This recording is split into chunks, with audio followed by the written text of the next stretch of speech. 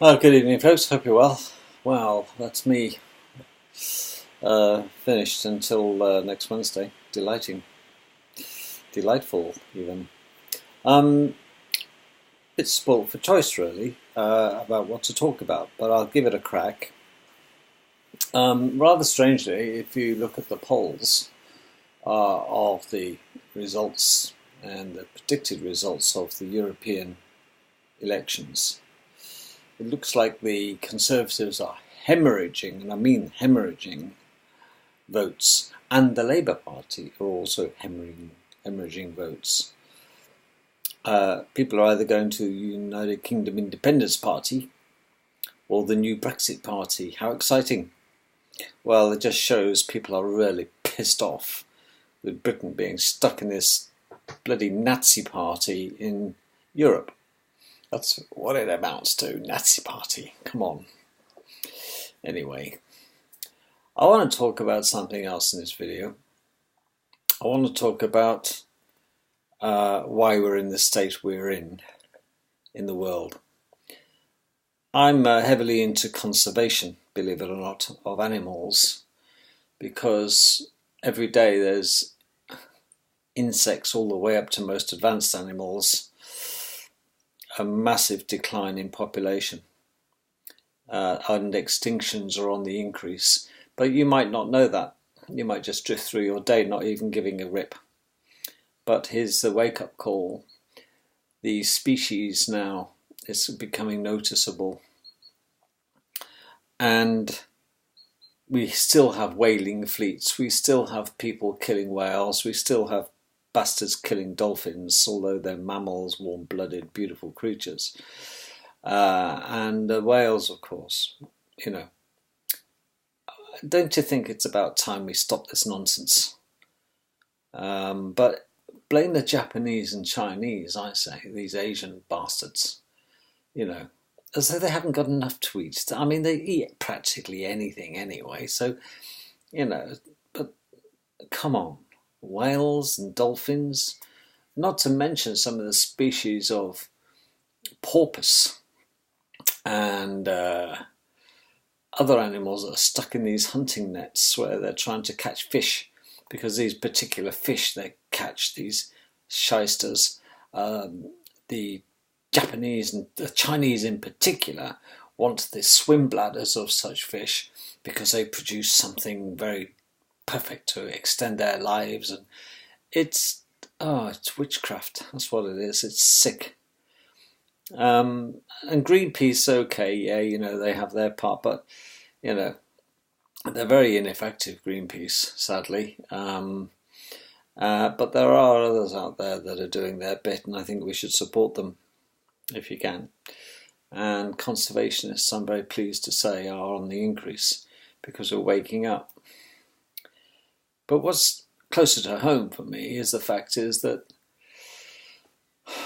why is it that there is, in fact, in the United Kingdom, a shortage of doctors and vets, veterinary surgeons? Why? Well, here's a newsflash. Becoming a doctor is pretty tough academically. It's 5 or 7, depending on where you go, 5 or 7 years of hard academic slog. And the same for vets. In fact, vets is 5 years and can be 6 if you want to do a bit of a specialty. And there is a national shortage of doctors and veterinary surgeons. How disgraceful when practically, you know, the school children that I talk to and the youngsters, they'd love to be a doctor, they'd love to be a vet, but they just aren't clever enough. That's the sad news. The standards to get into veterinary school are phenomenally high, as they are in getting into medical school. It has to be high because it's not that they're too selective, it's the fact is that they don't want a high fallout rate of people quitting. And if you look at the veterinary world particularly, it's a majority of women.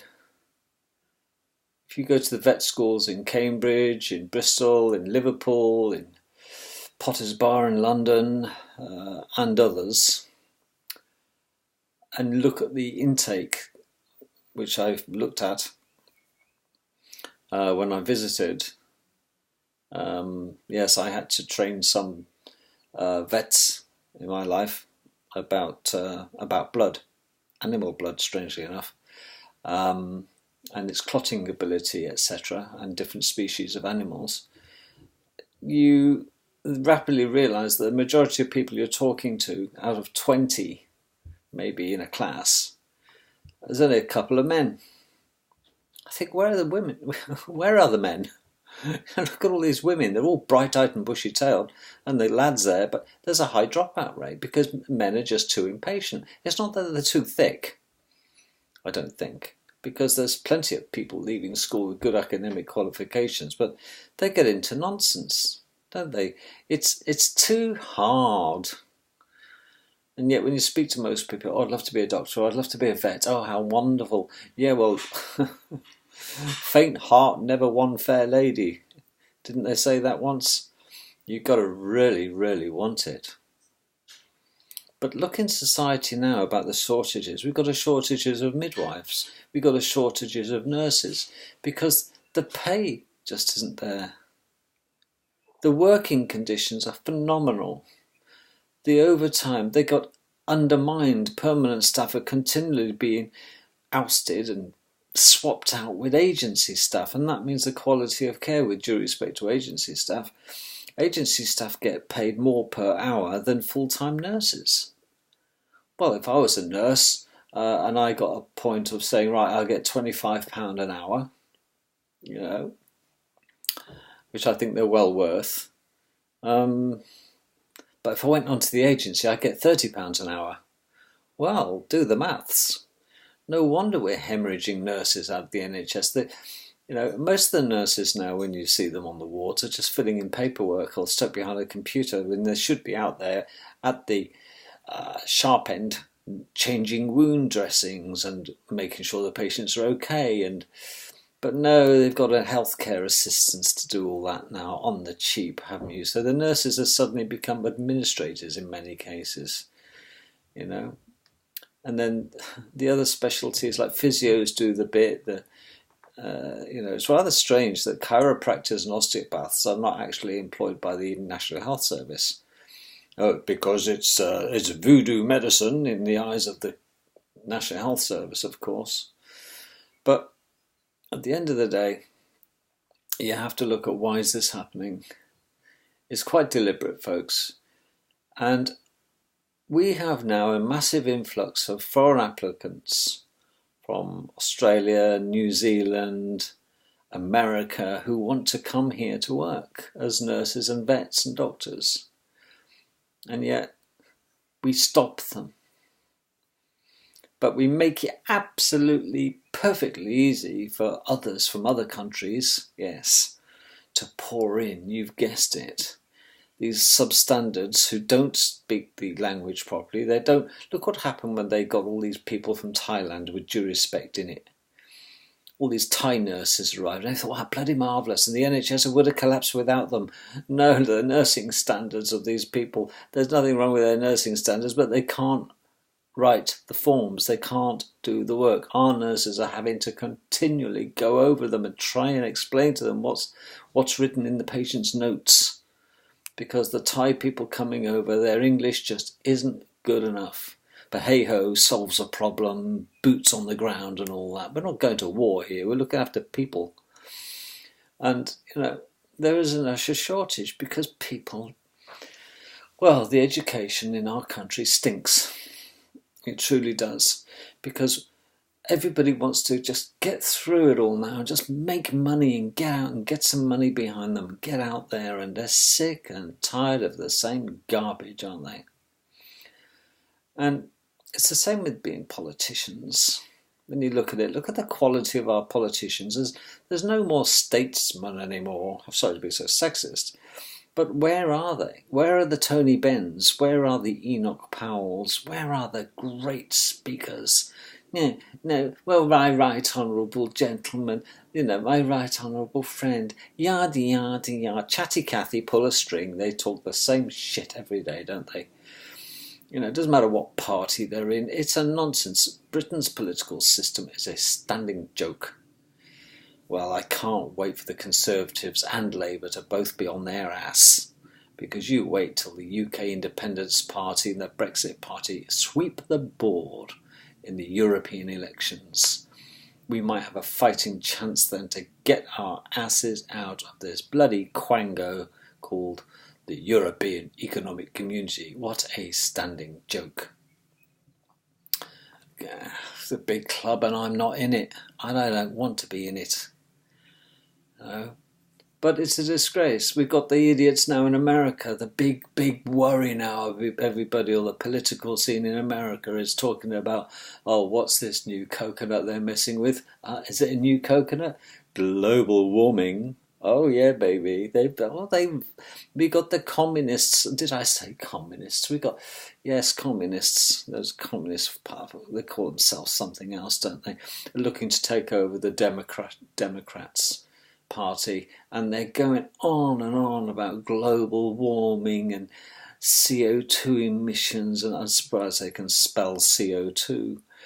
And they keep quoting these numbers of the waters are rising, the sea's rising, we're all going to drown. It's risen, quite frankly, less than an inch. The sea levels have risen less than an inch in the past 100 years. Oh, well, every time these things fall in the water, these big ice cubes, off the melting snow caps.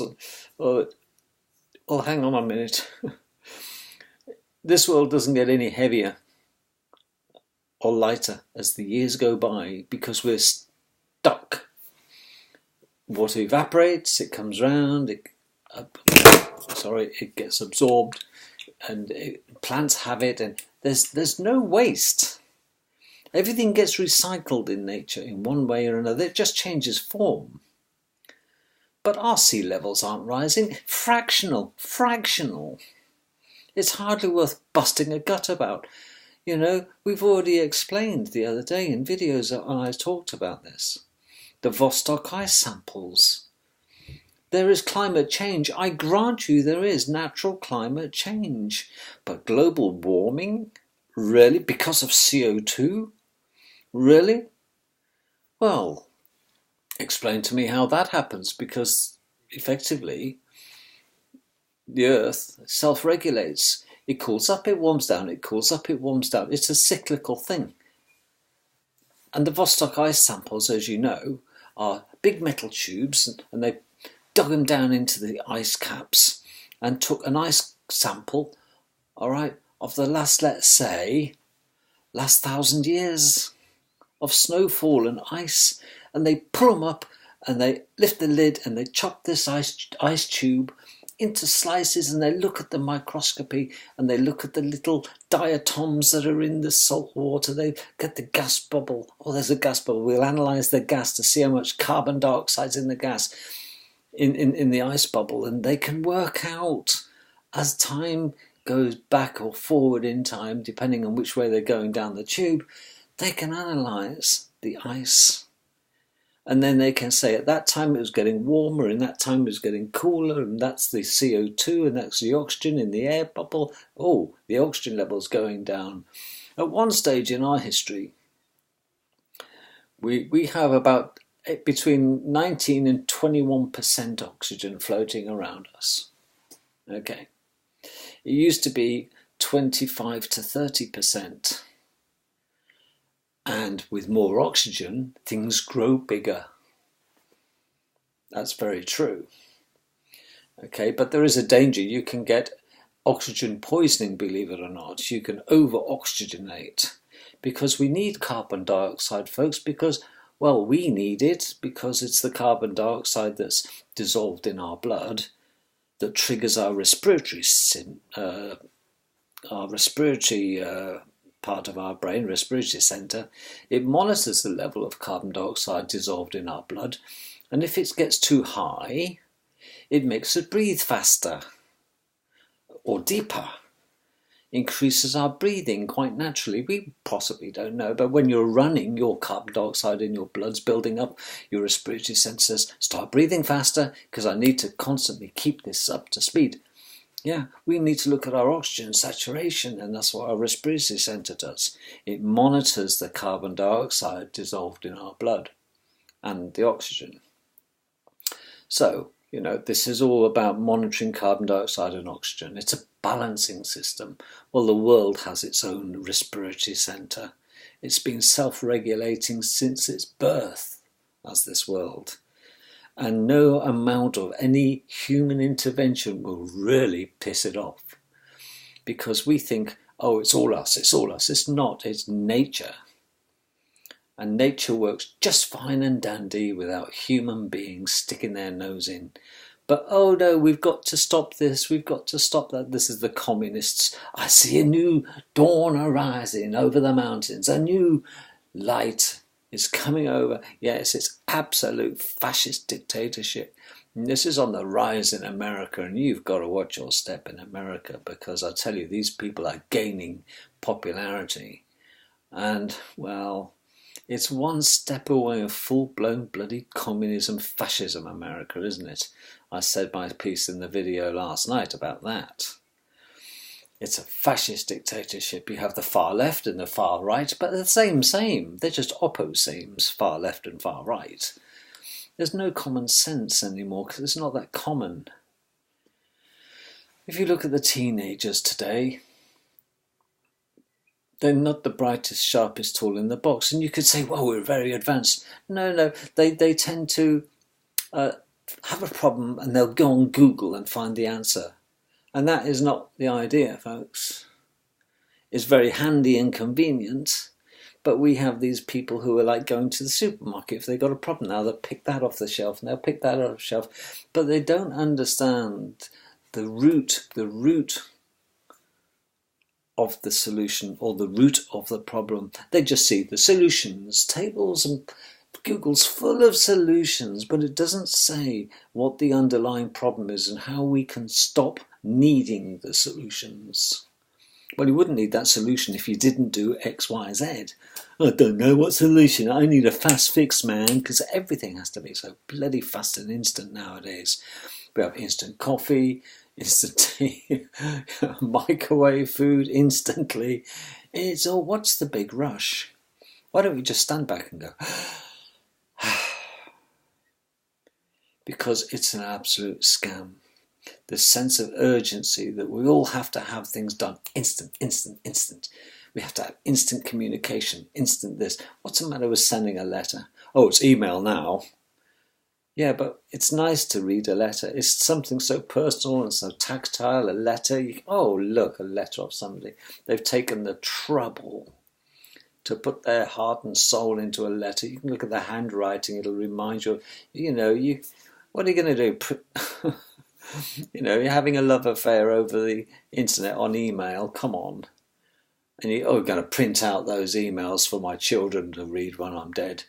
Oh, that just doesn't got it, has it, really? Because it'll just be bloody Times New Roman font. It doesn't, does it? What's nice it is to have a collection of love letters wrapped up in a bow and kept for posterity. You can't do that with emails. Did you write to one another, Grandad, when you were in love with Grandma? No, we Skyped. Can you imagine the conversations? How sad is that?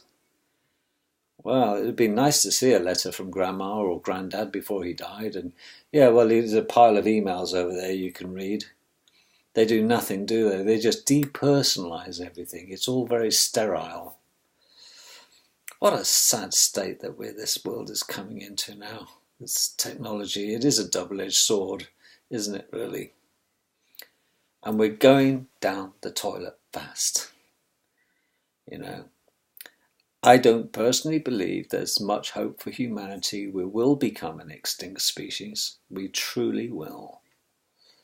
And I'm going to contribute to that in a few years' time, of course, by departing the scene, and I have no regrets.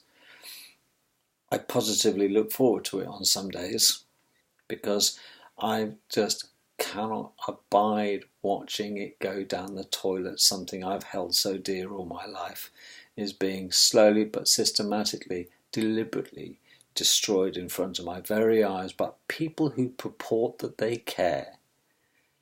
Because the average man or woman in the street now simply doesn't give a shit. Do you know why they don't give a shit? Because they're ignorant.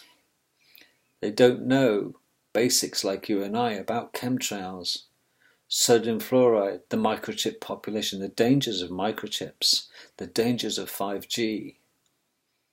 They don't put up an argument and be willing to die for the argument of stop having their children inoculated with horrendous toxins. 27 inoculations before kids go to school nowadays. How ridiculous is that? There's about people who don't immunise their children against measles should be put in prison. Oh, really? Come on. Okay, so 60 kids in the class, let's say. That's high. Yeah. And they've all been inoculated. They're all sitting there dribbling. Yeah. And my kid's absolutely superb and hasn't had the inoculation.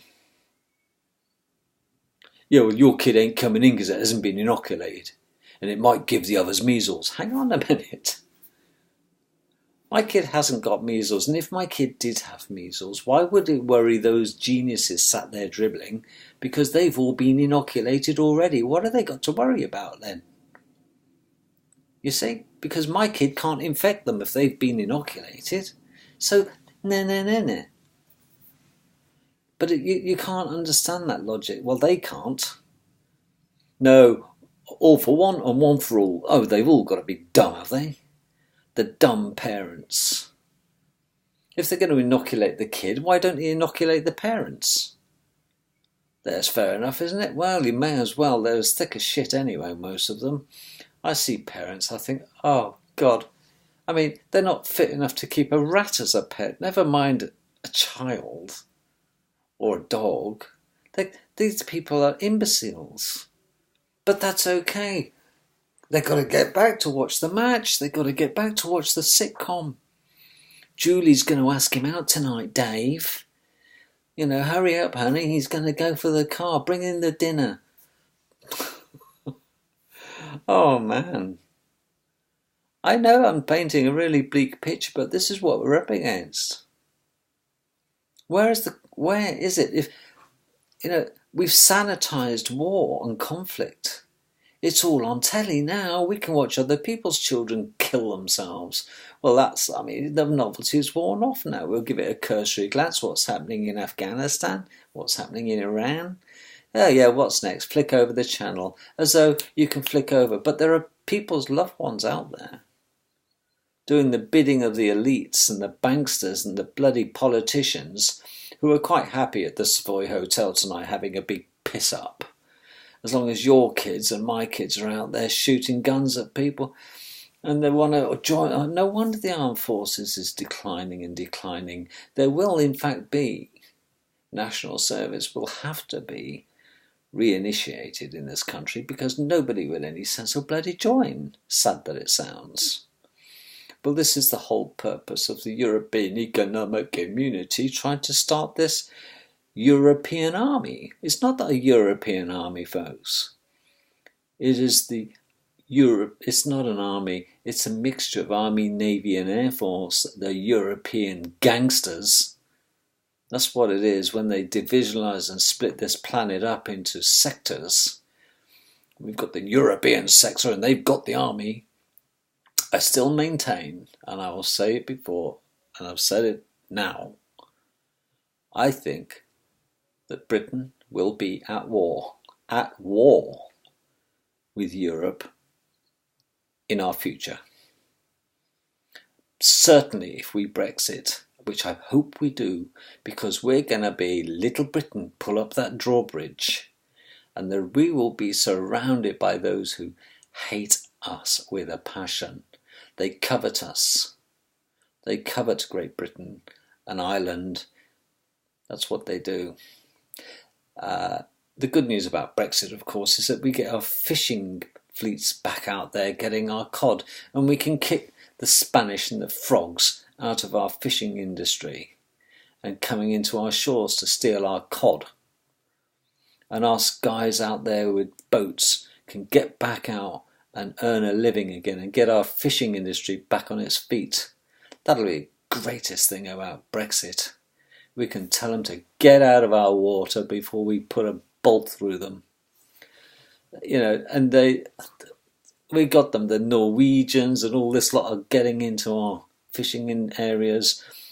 And my granddad had a bloody fishing boat in St Andrews in Scotland.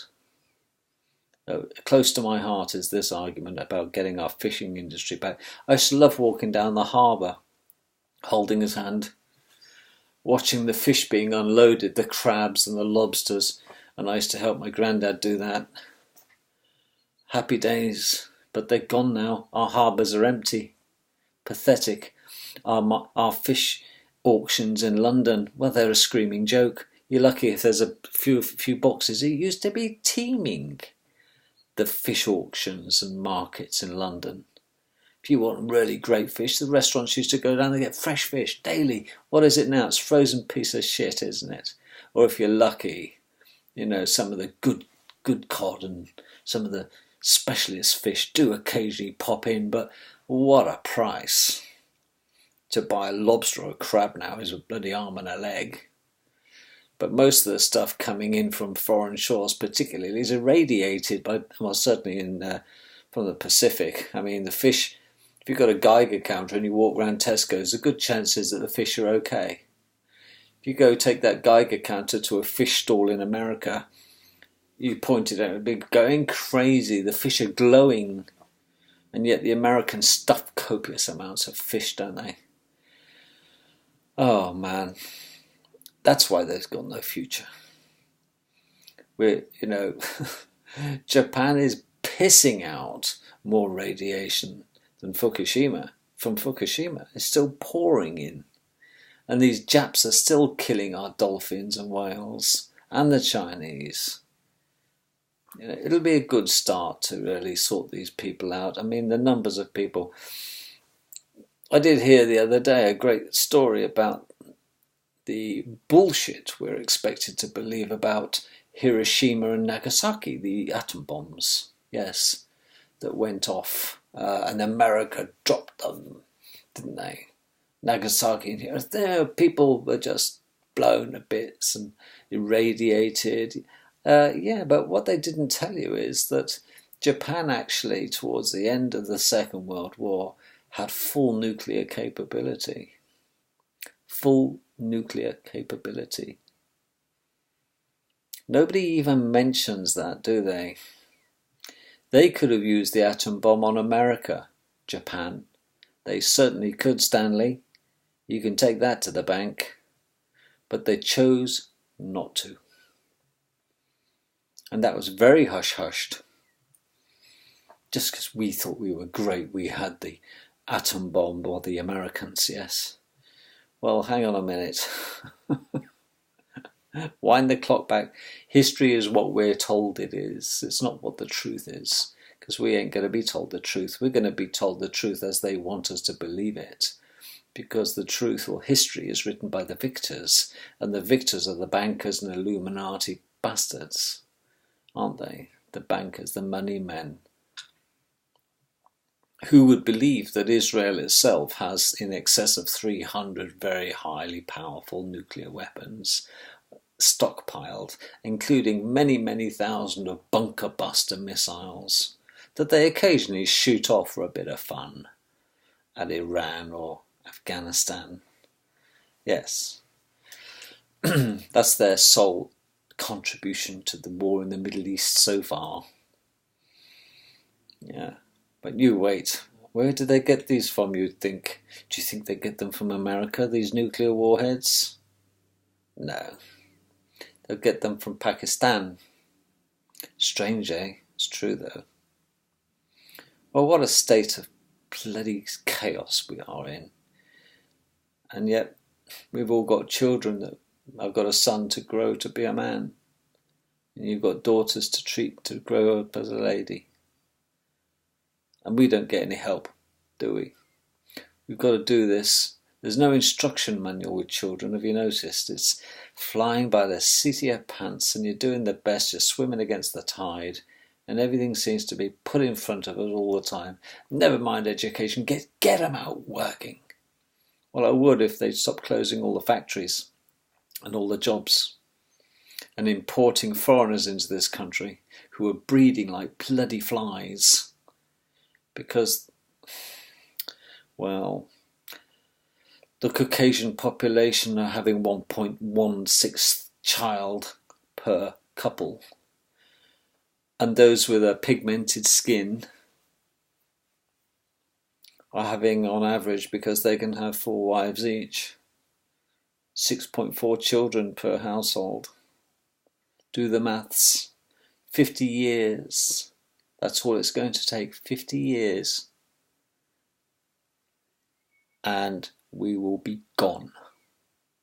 Who's going to do all the inventing then?